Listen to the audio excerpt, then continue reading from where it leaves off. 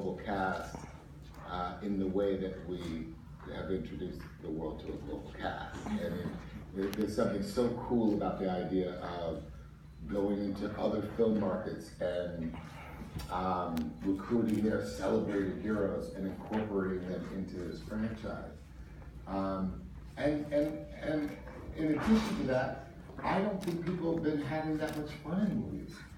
And I think that, you know, my son, just on my way over here, my son Vincent was saying how much he loves XXX, and his sentiment was, it's just fun, Daddy. It's just fun.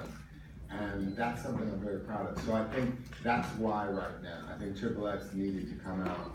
I mean, is there political, you know, parallels? I don't know. But I think that more than anything, the world needed to have a movie that you could just have fun.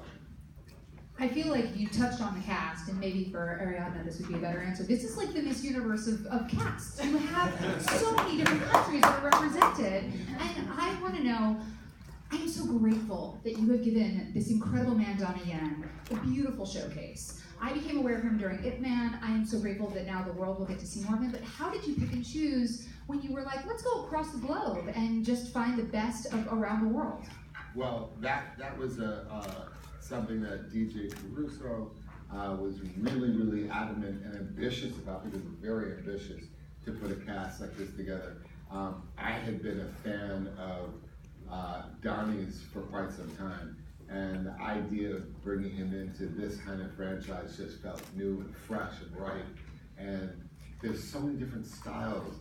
The way that Donnie approaches a combat sequence is different than the way Michael Bisping might approach it, different than the way Tony Jaa might approach it, or any of the characters here.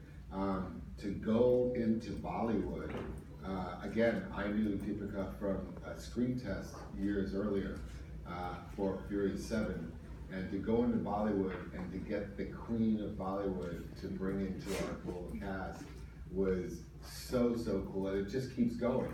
This is Nikki M's first time being in a movie, and Ariadna's first time being in a movie. Bisping was just a monster in the movie. This guy over here, Tony Jaa, his fighting style is